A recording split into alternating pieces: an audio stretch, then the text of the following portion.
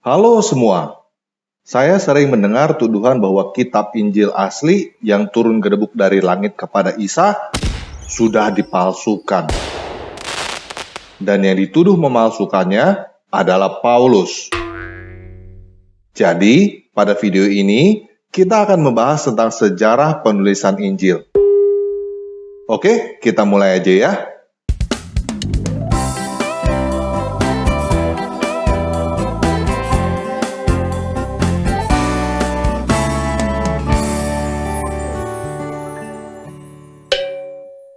Nah, banyak yang berpikir bahwa kitab suci yang dipegang oleh umat Kristen disebut Injil.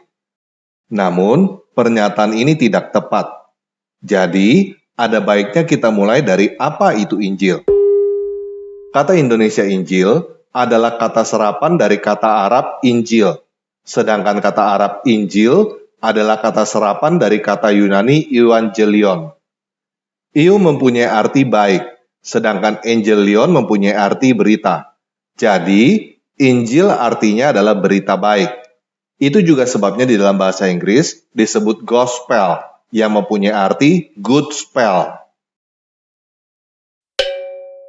Nah, apa berita baiknya? Berita baiknya adalah Yesus yang mati disalibkan, bangkit dari kematian, lalu naik ke langit dan hidup abadi. Berita baik ini disaksikan oleh banyak orang. Tetapi Yesus bangkit dari kematian, lalu naik ke langit dan hidup abadi, kan baiknya untuk dia. Apa hubungannya dengan kita? Hubungannya adalah Yesus naik ke langit untuk menyediakan tempat bagi kita yang percaya kepadanya, dan suatu saat nanti dia akan kembali ke dunia untuk membangkitkan kita dari kematian juga, seperti dia bangkit dari kematian. Jadi, setelah kita mati, bukan arwah kita masuk ke surga atau neraka di dalam kematian, tetapi kita akan keluar dari kematian itu dan hidup abadi bersama dengan Yesus. Itu berita baiknya untuk kita. Jadi, Yesus bukanlah orang yang diberikan buku yang turun gedebuk dari langit yang berjudul Injil. Tetapi, Yesus itu sendiri adalah Injilnya. Yesus itu sendiri adalah berita baiknya. Nah, apakah berita tentang kebangkitan Yesus dan kenaikannya langsung diterima oleh masyarakat? Tentu aja tidak. Kebangkitan Yesus dari kematian tidak sesuai dengan doktrin arwah masuk surga atau neraka di dalam dunia orang mati, dan juga dianggap menentang Tuhan. Jadi, pada saat itu, orang-orang yang menyebarkan berita bahwa Yesus bangkit dari kematian dianggap menyebarkan berita bohong. Mereka ditangkap, dipenjara, dipersekusi, dan bahkan dibunuh, seperti Stefanus yang dirajam batu di depan publik. Namun orang-orang yang memberitakan Injil, orang-orang yang memberitakan kabar baik bahwa Yesus bangkit dari kematian, tidak berhenti walaupun mereka dipersekusi dan bahkan dibunuh. Malahan, orang-orang yang menjadi percaya bertambah banyak. Di antaranya adalah Paulus yang tadinya ikut mempersekusi orang-orang yang percaya, berbalik menjadi ikut memberitakan bahwa Yesus bangkit dari kematian. Hal itu terjadi karena Paulus berjumpa langsung dengan Yesus yang bangkit dari kematian itu. Jadi, apakah karena Paulus orang-orang menjadi Kristen? Tidak.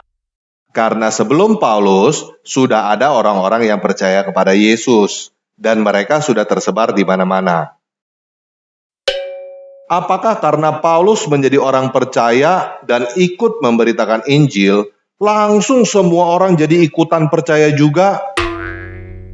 Tentu tidak. Paulus malahan juga ikutan dipersekusi. Dia dianggap memecah belah bangsa dan ditangkap. Tetapi karena Paulus adalah orang Yahudi berwarga negara Romawi, dia tidak bisa dihukum mati oleh mahkamah agama Yahudi. Oleh karena itu, dia dibawa dan ditahan untuk diadili di Roma. Apakah Paulus mendirikan gereja atau memimpin gereja di Roma? Tidak. Paulus menulis surat untuk gereja di Roma sebelum dia pernah datang ke Roma. Jadi, gereja atau kumpulan orang-orang yang percaya kepada Yesus sudah ada di Roma sebelum Paulus datang ke Roma. Dan Paulus menulis beberapa surat untuk gereja-gereja yang sudah ada ketika dia di dalam penjara. Surat-surat Paulus disalin dan disebarkan di kalangan gereja. Apakah surat-surat Paulus ini yang disebut Injil? Bukan. Surat-surat Paulus tidak pernah disebut Injil oleh orang Kristen. Menurut tradisi, Paulus dihukum mati oleh Kaisar Nero sekitar tahun 64 Masehi. Sedangkan buku yang disebut Injil oleh orang-orang Kristen adalah Matius, Markus, Lukas, dan Yohanes.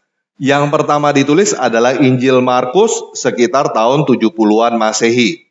Setelah kematian Paulus, sebelum hancurnya Bait Suci Yerusalem. Jadi, orang yang berkata bahwa Injil ditulis atau diubah oleh Paulus pasti bukan orang Kristen dan tidak tahu apa-apa tentang kekristenan. Nah, apa itu Injil Markus? Dan kenapa Injil Markus ditulis? Seperti yang saya katakan sebelumnya, Injil adalah kabar baik tentang Yesus. Peristiwa kebangkitan dan kenaikan Yesus diperkirakan pada tahun 30 sampai 35 Masehi. Semenjak peristiwa itu, orang-orang menyebar ke seluruh dunia untuk memberitakannya. Bagaimana cara mereka memberitakannya?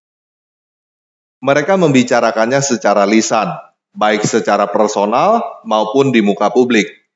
Karena diberitakan secara lisan dan sudah tersebar ke berbagai penjuru, kisah tentang Yesus berkembang menjadi berbeda-beda di setiap daerah. Oleh karena itulah biografi tentang Yesus ditulis, dan tulisan tentang Yesus itu disebut Injil. Jadi, Injil itu bukan buku yang turun gedebuk dari langit untuk diberikan kepada Yesus. Tetapi, Injil itu adalah buku tentang Yesus. Menurut tradisi, Markus pernah berjumpa dengan Yesus dan melihat peristiwa penangkapan Yesus secara langsung ketika Markus masih kecil. Pada tahun 50-an, Markus pergi ke Alexandria, Mesir dan mendirikan gereja di situ. Dan sampai saat ini, gereja yang didirikan oleh Markus masih ada. Di antaranya adalah Gereja Ortodoks Koptik, Gereja Ortodoks Yunani Alexandria, dan Gereja Katolik Koptik. Oh iya, ketika saya berkata gereja, bukan berarti gedungnya ya, tetapi berarti komunitas orang-orang yang percaya kepada Yesus. Perlu kita ingat bahwa pada zaman itu belum ada mesin fotokopi ataupun mesin cetak. Semua masih ditulis dengan menggunakan tangan. Orang yang bisa membaca pada zaman itu tidak sebanyak zaman sekarang. Dan orang-orang yang bisa menulis masih langka. Jadi, teman-teman jangan berpikir bahwa buku itu ditulis lalu dijual bebas di toko-toko buku seperti pada zaman ini. Kitab Injil itu ditulis dan disebarkan di dalam kalangan gereja, di dalam kalangan orang percaya. Apalagi seperti yang saya katakan, kondisi pada saat itu, pengikut Yesus dalam keadaan diburu dan dipersekusi. Memiliki salinan Injil berarti bisa menjadi barang bukti untuk seseorang ditangkap. Jadi, tulisan tentang Yesus yang disebut Injil itu disalin ulang oleh gereja untuk kalangan gereja, bukan untuk kalangan umum. Tulisan yang dianggap benar oleh gereja-gereja pada zaman itu disalin ulang oleh gereja dan disebarkan ke gereja yang lain. Tulisan yang dianggap tidak benar tidak disalin ulang dan bahkan ditolak oleh gereja.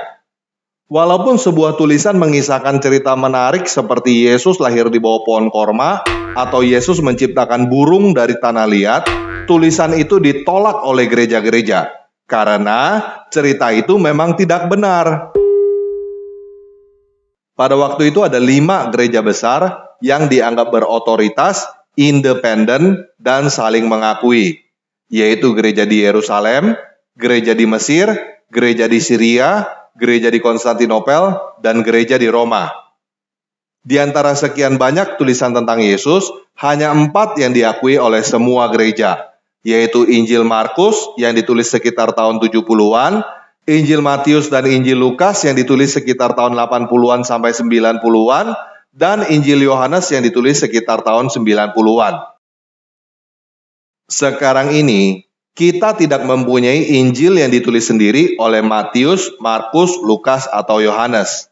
Tetapi, kita mempunyai ribuan salinannya yang tersebar di seluruh penjuru dunia dan tersimpan dengan rapi di museum-museum. Jumlah salinan biografi tentang Yesus yang disebut Injil itu melebihi semua salinan tentang siapapun yang hidup pada zaman itu. Bahkan jauh melebihi jumlah salinan biografi tentang kaisar. Apakah ada perbedaan pada salinan-salinan itu? Tentu aja ada, namanya juga disalin dengan tangan. Apakah ada penambahan atau pengurangan di dalam salinan-salinan itu? Mungkin saja terjadi. Bisa aja si penulis awal lupa atau salah menulis sesuatu, lalu ditambahkan atau direvisi oleh si penulis itu sendiri atau oleh para penyalin lainnya. Namun yang pasti, kisah yang tercatat di dalam keempat Injil yang ada di dalam Alkitab diakui, disalin, disebarkan, dan disimpan oleh gereja-gereja yang tersebar di seluruh dunia pada abad pertama. Dari dulu sampai sekarang, banyak orang yang terus meneliti Injil. Banyak orang yang membandingkan teks yang ada pada zaman kita sekarang ini dengan teks yang ada pada zaman dulu. Orang Kristen tidak pernah klaim bahwa Injil adalah buku yang turun gedebuk dari langit, tidak pernah berubah, dan sama di seluruh dunia, padahal kenyataannya tidak begitu. Orang Kristen tidak butuh klaim dusta setinggi langit yang ujung-ujungnya cuma disuruh percaya buta. Jadi, Injil bukan ditulis sebelum adanya gereja-gereja. Injil bukan ditulis atau diubah oleh Paulus, karena Paulus sudah meninggal sebelum Injil ditulis. Dan Injil juga bukan ditulis oleh pemerintahan Romawi. Injil ditulis hanya selang puluhan tahun setelah peristiwa kebangkitan dan kenaikan Yesus, ketika para saksi mata masih hidup dalam kondisi dipersekusi tanpa kekuasaan atau kepentingan politik. Nah, kenapa Injil Barnabas tidak masuk ke dalam Alkitab? Karena Injil Barnabas adalah dongeng yang ditulis pada tahun 1700-an, lebih dari 1000 tahun setelah kematian Muhammad, dan kemungkinan ditulis di Spanyol oleh orang Islam. Kenapa orang Kristen tidak hafal Injil? Karena orang Kristen disuruh mengerti tanpa perlu menghafal, bukan disuruh menghafal tanpa mengerti. Orang yang menghafal apa yang tidak dia mengerti adalah orang bodoh. Oke, sekian video kali ini. Yesus Kristus penguasa saya turun ke dunia, mati lalu bangkit dari kematian, dan naik ke langit karena Dia mengasihi kamu dan ingin memberikan hidup abadi untuk kamu.